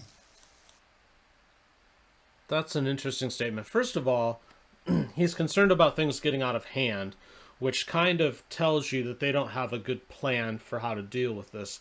But then he's saying, that's interesting wording, to saying short of a nuclear war, he's not in a position to dominate the world. Well, yeah, that's obvious, but you're bringing the prospect of nuclear war into this discussion? Eh.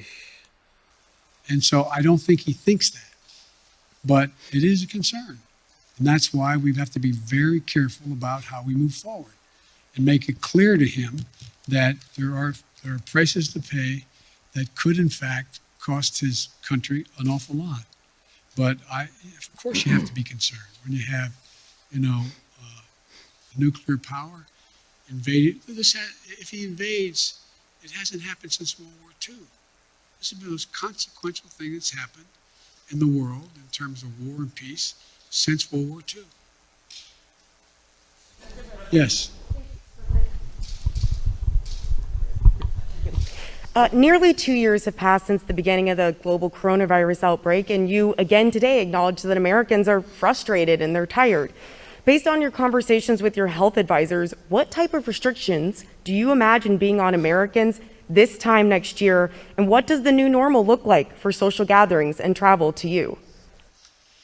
Well, the answer is, I hope the new normal will be that we don't still have 30-some million people not vaccinated. What's the I hope difference? The new normal is people have seen what their own interest is and have taken advantage of what we have available to us. Number two, with the pill that is a problem that appears to be as efficacious as it seems to be, that they're going to be able to deal with this virus in a way that after the fact you have an ability to make sure you don't get very sick. Number three, I would hope that what happens is the rest of the world does what I'm doing and provides significant amounts of the vaccine to the rest of the world, because it's not sufficient that we just have this country.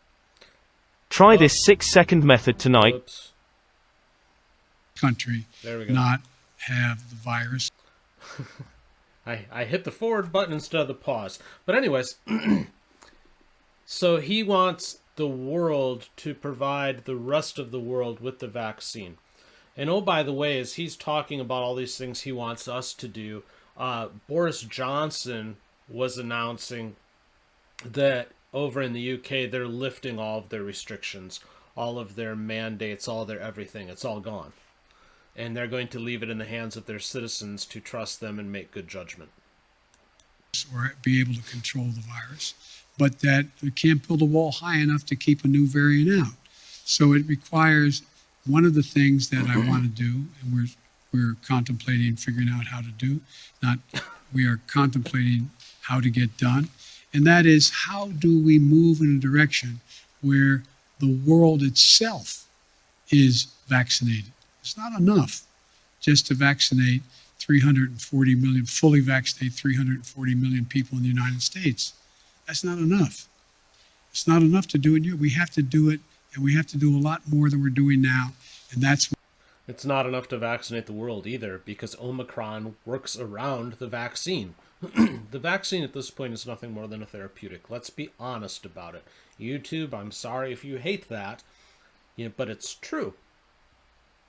It's not stopping the virus. It's just not. Okay. Why we have continued to keep the commitment of providing vaccines and available cures for the rest of the world as well. If I could, sir, and I should have said this before, Francesca Chambers-McClatchy, how do you plan to win back moderates and independents who cast a ballot for you in 2020, but polls indicate are unhappy with the way you're doing your job now? I don't believe the polls. Oh, God. So, yeah, when he was saying he doesn't get out enough, he really doesn't. They've got him in such a bubble. If he actually... Oh, okay. He actually doesn't believe the polls. All right. Well, why don't you just go down the road there? Thank you, Mr. President. To follow up on some of the questions about the vaccination program, you've given dozens of speeches this year urging Americans to get vaccinated. You've talked to reluctant Republicans. You've said it's people's patriotic duty. There have been very few mentions of the fact that young children under the age of 5, still in the third year of this pandemic in this country, don't have access to the vaccine. Can you speak to frustrated parents a little bit about why that continues to be the case and when that might change? Because the science hasn't reached the point where they're convinced that, in fact, it is safe. So that's what they're doing now. You could have asked me that. I got asked that question about 3 months ago about people between the ages of 7 and 12. Well, they got to the point where they felt secure in the number of tests they had done and the tests they had run, that it was safe. So it will come. It will come. But I'm not a scientist. I can't tell you when, but it is really very important that we get down to that next piece. I want to follow up on Build Back Better. When you said it's going to likely be broken up into chunks, you mentioned that the climate pieces seem to have broad support. You mentioned that Senator Manchin is a supporter of early child care. You left out the child tax credit, and I wonder if it's fair to read between the lines and assume that that is a piece, given Senator Manchin's opposition to it, that the extension of that is likely one of those components that may have to wait until sometime down the line. There's two really big components that I feel strongly about that I'm not sure I can get in the package. One is the child care tax credit, and the other is help for cost of community colleges. So it's interesting because the child tax credit rather, was one of the things that that they credited as lifting however many million children, they said 20 million or something like that, out of poverty. And it's sunset now, it's gone. So yeah, that temporary little measure. They are massive things that I've run on, I care a great deal about, and I'm going to keep coming back at whatever floor I get to be able to try to get chunks of all of that done. Yes, sir. Next man next to you, left. Thank you, Mr. President. My name is Pedro Rojas. I'm with Univision National News. This is actually my first press conference here. It's good to meet you in person. We always have long press conferences. Awesome. I got a couple of questions for you. Number one, you said that you want to convey your message by getting out there in the country. I wonder if you're planning on traveling also to South America and other countries in the Western Hemisphere, given the fact that China has gained a lot of influence in the region. And the second question is, what will be your message for residents in this country that are struggling every time they go to the gas station, every time they go to the grocery store and see the prices going high, and the pharmacy? I happen to come from South Texas, where I saw a lot of people struggling financially in the last few months, and so I wonder what is the message you want to spread to them. Well, I try to express. I've tried to answer that 7 different ways today about how to deal with inflation. But let me answer the first question. I spent a lot of time in South America and in Latin America. When I was vice president, I spent the bulk of my 8 years basically in Europe and/or in Latin America.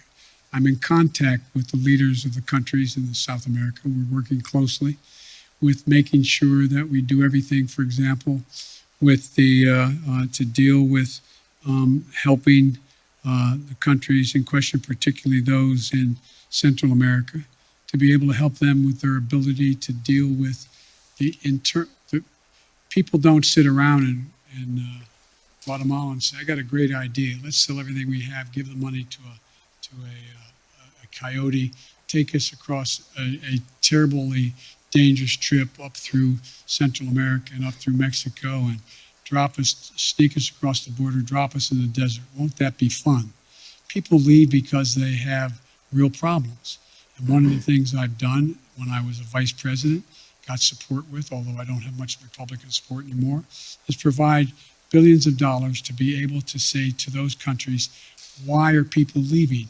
And how are you going to reform your own system? And that's we've worked on a long. He spent money to ask other countries questions? That's what he just said. Time. It still needs a lot more work, and we're focusing on that. I also believe I've spent a lot of time talking about and dealing with policy having to do with Maduro, who is a little more than a dictator right now, and the same thing in Chile and not the same thing, but with Chile as well as Argentina. So look, I made a speech a while ago when I was vice president, saying that if we were smart, we have an opportunity to make the Western Hemisphere a democratic hemisphere. And we were moving in the right direction under the last administration. the Obama-Biden administration. But so much damage was done as a consequence of the foreign policy decisions the last president made in Latin America, Central America, and South America that we now have, when I call for a summit of the democracies, I call that, and a number of nations showed up for this summit of democracy. What is it that's going to allow us to generate? We've actually had a reduction in the number of democracies in the world. And it seems to me there's nothing more important. We used to talk about, when I was a kid in college, about America's backyard. It's not America's backyard. Everything south of the Mexican border is America's front yard. And we're equal people. We don't dictate what happens in any other part of the world. I don't get what he's saying there about yards. Or the South American continent. We have to work very hard on it. But the trouble is we're having great difficulty making up for the mistakes that have been made the last 4 years, and it's going to take some time. Yes, gentleman in the back. And then I'll go to this side, okay? There they go. Thank you, Mr. President. Alexander Nazarian, Yahoo News. And thank you for holding this press conference. I hope there's more of them. Didn't he Anytime you have extra 3 hours, we can do it. We'll stay for a couple more. Deceased soldiers were coming You back. said you were surprised by Republican He's a obstruction of watch your guy. agenda, but didn't the GOP take exactly the same tactic when you were vice president to Barack Obama? So why did you think they would treat you any differently than they treated him? First of all, they weren't nearly as obstructionist as they are now, number one. They stated that, but you had a number of Republicans we worked with closely. From John McCain, a number of Republicans we worked closely with. Even back in those days, Lindsey Graham. Yeah, but you're pushing even so more radical now. The difference here is, which is hard to believe. There seems to be a desire to work with, and I didn't say my agenda, I'm saying, what are they for? What is their agenda? They had an agenda back in the administration when the 8 years we were president and vice president, but perhaps their agenda now can be simply summarized as hold the line against what he's trying to do. And that's not a bad agenda, especially if you believe that what he's trying to pass is too radical. Hold the line is a valid agenda. I don't know what their agenda is now. What is it? The American public is outraged about the tax structure we have in America. What are they proposing to do about it? No, they're not. Anything? Have you heard anything? Anything. I haven't heard anything. The American public is outraged about the fact that we're the state of the environment, the vast majority of the public. What have they done to do anything to ameliorate the climate change that's occurring other than to deny it exists? So what I'm saying is the difference between then and now. Now remember, this is the same climate change that Obama has spoken out against while he buys lakefront property, oceanfront property on Martha's Vineyard. So yeah, he's real concerned about the rising ocean levels. Now is not only the announcement that was made, anything to stop Barack Obama. I get that part. But what eventually happened, we were able to get some things done. We were able to work through some things. On the stuff that was really consequential in terms of ideologically divisive, it was a real fight. But I don't think there's a time when I wonder what would be the Republican platform right now. Hold the line. What do you think? What do you think their position on taxes are? Hold the line. What do you think their position on human rights is? Hold the line. What do you think their position is on whether or not we should what we should do about the cost of prescription drugs? Probably make it better, but it's not your way. I honest to God don't know what they're for, yet I know a lot of these senators and congressmen, and I know they do have things they want to support, whether they're things I want or not. But you don't hear much about that. And every once in a while, when you hear something where there's a consensus, it's important but a small item, and it doesn't get much coverage at all where it occurs. I'm not mean coverage. There's not much discussion about it. So I just think it's a different, and I don't know that no matter how strongly one supports as a Republican and or supports the former president of the United States, I don't know how we can't look at what happened on January 6th and think that's a problem. That's a real problem. One more question, Mr. President. By the way, it's a quarter of, guys, so I'm going to do this. If you ask me easy questions, I'll give you quick answers. There's an increasing concern, I think, among some Democrats that even if schools do continue to open, and I get that most of them are now open, Republicans will weaponize this narrative of you and other leading Democrats, allowing them to stay closed in the midterms next year. Obviously that issue has a lot of traction with suburban parents, as I think What we do you saw mean in allowing? Virginia. I'm confused by the question. I'm sorry. Well, could school reopenings or closures become a potent midterm issue for Republicans to win back the suburbs? Oh, I think it could be, but I hope in God that look, maybe I'm kidding myself. Maybe. But as time goes on, the voter who is just trying to figure out, as I said, how to take care of their family, put 3 squares on the table, stay safe, be able to pay their mortgage or their rent, etc., is becoming much more informed on the He's starting to lose it now. the motives of some of the political players and some of the This is why I was checking his watch. and the political parties. And I think that they are not going to be as susceptible to believing some of the outlandish things that have been said and continue to be said. You know, every president, not necessarily in the first 12 months, but every president the first couple of years, every president, of the last presidents, at least 4 of them, have had polling numbers that are 44% favorable. So it's this idea that, but you all, not you all, but now it is, well, Biden's at, one poll showed him at 33%. The average is 44, 45%. One poll him at 49%. I mean, the idea that He's so lost right now. the American public are trying to sift their way through what's real and what's fake. And I don't think I've never seen a time when the political coverage, the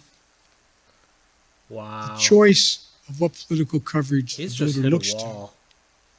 has as much impact on as what they believe. They go to get reinforced in their views, whether it's MSNBC or whether it's Fox or whatever. I mean, and one of the things I find fascinating that's happening, and you all are dealing with it every day, and it will impact on how things move, is that a lot of the speculation in the polling data shows that the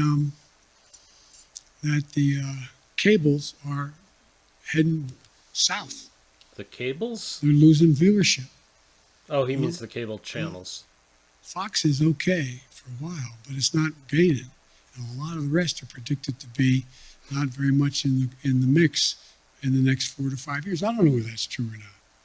But I do know that we have sort of put themselves in certain alleys. And they've decided that, how many people who watch MSNBC also watch Fox, other than they're a politician trying to find out what's going on in both places? How many people, again, I'm no expert in any of this, but the fact is, I think you have to acknowledge that what gets covered now is necessarily a little bit different than what gets covered in the past. I've had a couple, I shouldn't get into this. He's been rattling on for like 5 minutes now, and I'll be honest, I don't even remember what the initial question was.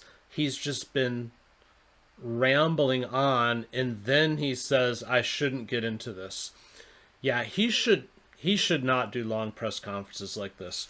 I've poured through this huge container of cold brew just trying to keep myself alert through this dude, because he will put you to sleep in spots. If you're still with me, by the way, you're a trooper. Good on you. But the nature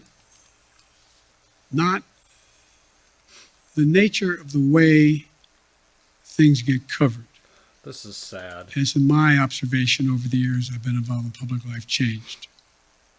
And it's changed because of everything from a thing called the internet. It's changed because of the way in which we have self-identified perspectives based on what channel you turn on, what network you look at, not network, what cable you look at. And it's never quite been like that. Anyway. I'm totally lost. On behalf of the Correspondents Association, thank you very much for standing for our questions. We hope the public has found it as enlightening as those of us in the room have. I want to ask you, sir, about one of the overriding... I can still stand. It's amazing. We appreciate it. We very much do. So the question I want to ask you gets to accountability, sir, on one of the top public concerns. He says that he can still stand, and then look at where I've paused. He's like leaning on the podium with his head down in exhaustion. Oh, you can't make this stuff up. But I gotta be honest, it's like I said earlier, it's a little sad too. This is my president. It's everybody's president, and you want him to do well, even if you don't agree with him. You want him to project this powerfulness and everything else. But just look at this right here. There's nothing powerful here. There's nothing that inspires, and it's sad. Of course, which is the coronavirus and the government's response to it. Whether it's confusion over what style of mask to wear, when to test, how to test, where to test. The public is confused, sir, and you see that in the drop-off in the polling on this question. Why did you tell Jeff that you were satisfied with your team? Why are you not willing to make or interested in making any changes, either at the CDC or other agencies, given the fact that the messages have been so confusing? Well, first of all, the messages, to the extent they've been confusing, is because the scientists, they're learning more. They're learning more about what's needed and what's not needed. And so the fact is that the one piece that has gotten a lot of attention is the communications capacity of the CDC. Well, she came along and said, look, I'm a scientist, and I'm learning. I'm learning how to deal with stating what is the case that we've observed. But look, I think that it's a little bit like saying when we went through the whole issue of how to deal with polio and the polio shots. What was said in the beginning was, oh no, it's changed a little bit. We moved this way or that way. Or when we dealt with anything else. I mean, this was a brand new virus, a brand new phenomenon. Some of it was deadly, other was more communicable. This is an unfolding story. It's the nature of the way diseases spread. We're going to learn about it in a lot of other areas, not just COVID-19. And so I think, I look at it this way. Think about how astounding it was within the time frame that it took to be able to come up with a vaccine. Which had nothing to do with you, by the way. And I personally, if I was him, I'd be quick to point that out, because the thing isn't working as promised. I know we want to try to change history on this one and say, oh, the vaccine was never supposed to stop the virus. It's not how it was sold. It was sold as you get it, and we won't have the virus anymore. You used to write about that. Pretty amazing how rapidly they came up with a vaccine that saved hundreds of thousands of lives. Did everything get right? No. And by the way, the idea whether anyway, I'm talking too much. Thank you, Mr. President. I have two really simple questions. All right. I promise. You campaigned on canceling $10,000 in student loans. Do you still plan to do so, and when? And then my second question is, now that you've clarified the Bull Connor comments, do you plan to reach out to Republicans like Mitt Romney to talk about reforming the Electoral Count Act? Yes, I'm happy to speak out. I've met with Rip. I've talked to Mitt on other occasions. And by the way, I reached out to the minority leader as well at the time that he made his speech. And so I have no reluctance to reach out to any Republican and anyone who, and I've made it clear. But he said earlier, look, I've now had the opportunity to travel because of funerals and eulogies I've made and attended, and congressmen and senators have come along with me. I don't hold me to the number, but somewhere between 20 and 25 senators and congresspersons have traveled with me. And I find you should get the list of them and ask how I set for the 2, 3, 4, 5 hours that we've flown together, sit back in that conference table and talk to them. Ask them questions. They ask me questions. I learn a heck of a lot. But as president, you don't quite have that ability to do that as often as I'd like to be able to do it. And one of the things that I do think that has been made clear to me, speaking of polling, is the public doesn't want me to be the president's senator. They want me to be the president and let senators be senators. And so if I've made many mistakes, I'm sure. Yes. If I've made a mistake, I'm used to negotiating to get things done, and I've been, in the past, relatively successful at it in the United States Senate, even as vice president. But I think that role as president is a different role. Folks, it is now almost 6. With all due respect, I'm going to see you next conference, okay? Thank you. Thank you, Mr. President. All right.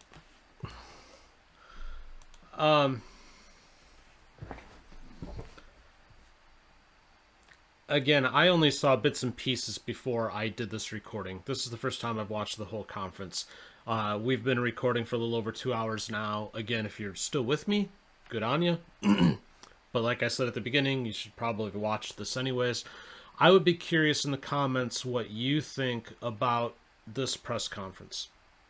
I guess to sum up my thoughts, he comes across as old, and he comes across as feeble, and he comes across as indecisive on a lot of things. He's not overly specific on anything that he covered. Now, I will give him credit that he hung in there for almost 2 hours.